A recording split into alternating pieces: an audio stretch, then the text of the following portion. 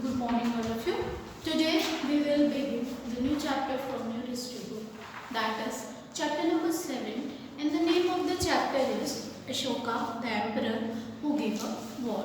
So, children, in this chapter we are going to study about King Ashoka, and he was recognized a great king in the history of our India. So, why is it so that we are going to study in this chapter? So, before starting the chapter, first we will understand what is the meaning of kingdom and how it is different from empire. Okay, what does both the concept mean? So, kingdom, it is a place where any king rule, or it is a territory where the king rule. Okay, so an empire means such a large kingdom which is bigger than kingdoms. Okay, such a large kingdom is called empire. So the basic difference between both of them, kingdom and empire, is kingdom is smaller than empire, and in other words we can say that empire is more bigger than kingdom. Okay, so now let's begin the first part, a very big kingdom and empire. So the lions and that we see on our note and coins have a long history.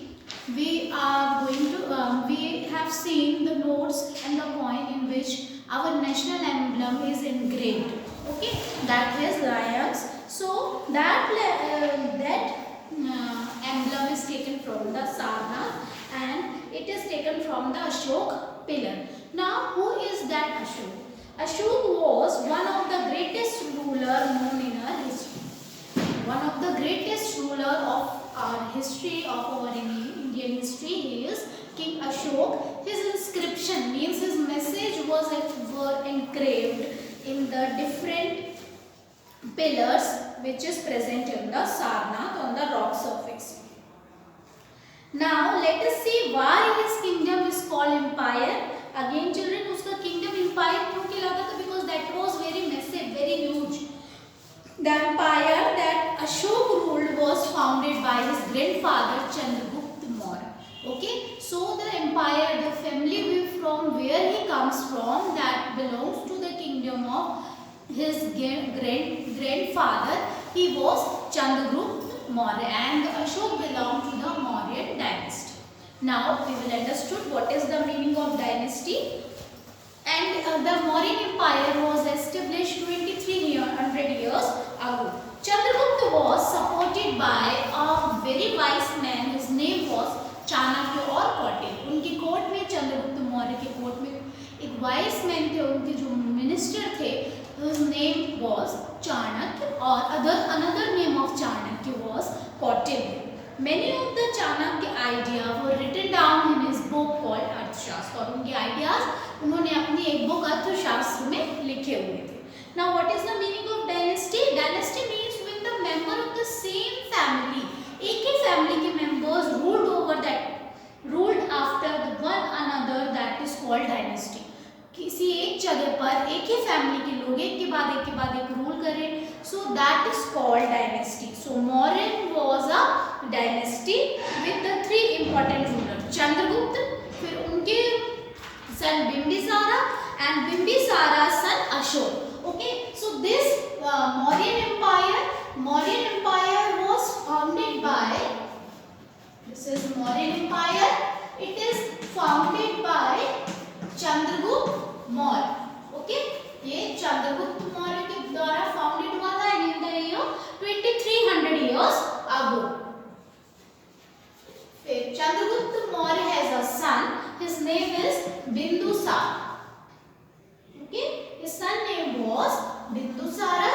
Then he has also one son, and his son name was Ashok. So in this chapter we are going to study about King Ashok. So this is the dynasty children. When the member of the same family became the ruler one after another, that is called dynasty. So I hope you will understood all these concepts, kingdom, empire, dynasty children, because that are the very basic term used in the history. So there are several cities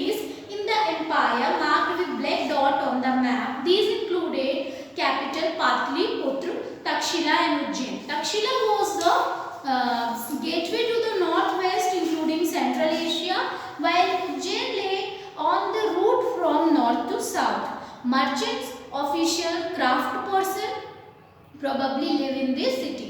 Patliputra was the capital city of Mauryan Empire. Okay. In another areas, there were villages of farmer and herders. In some areas such as central India, there were forests. So this is the description given in your book how these areas covered. So it is the map given in your page number 68, children. Here the red dotted line is shown inscription and black dot shows you important city. So I hope you are able to see this map, children. So see this, okay. And now how empires different from kingdom, we have already discussed it before. Emperors need more resources as they have huge army, they have huge kingdom, so they need to be protected by a big army. So they need large number of officials also to collect the taxes. So we have already discussed about the difference between empire and kingdoms.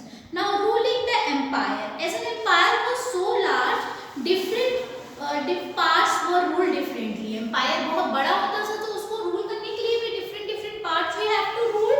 So the area around Patliputra was under the direct control of the emperor. This means that the officials were appointed to collect the taxes from. Tax किससे collect किए जाते थे? Farmers, herders, craft person and traders who lived in the villages and town in the area.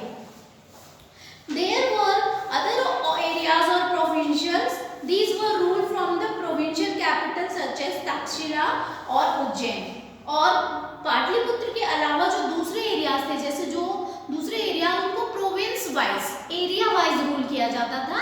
And the taxes were collected from each province. अगर जो जितने area Ujjain के अंदर में आए तो वहां पर ऑफिसर कलेक्ट करेगा जो उज्जैन के लिए अपॉइंटेड हुआ है. So like that the taxes were collected. Besides, there was a vast area between these centers. Here, the Mauryas tried to control road, rivers, which they were important for transport. For example, the Ashas tells us that the northwest was important for blanket. Northwest किसके लिए important था? Blanket के लिए. और South India जो है वो किसके लिए famous था? Precious stones और gold के लिए. तो वहाँ से भी उनको ये सब चीजें ट्रिब्यूट में मिला करती थी, द फॉर्म ऑफ टैक्सेस और गिफ्ट्स.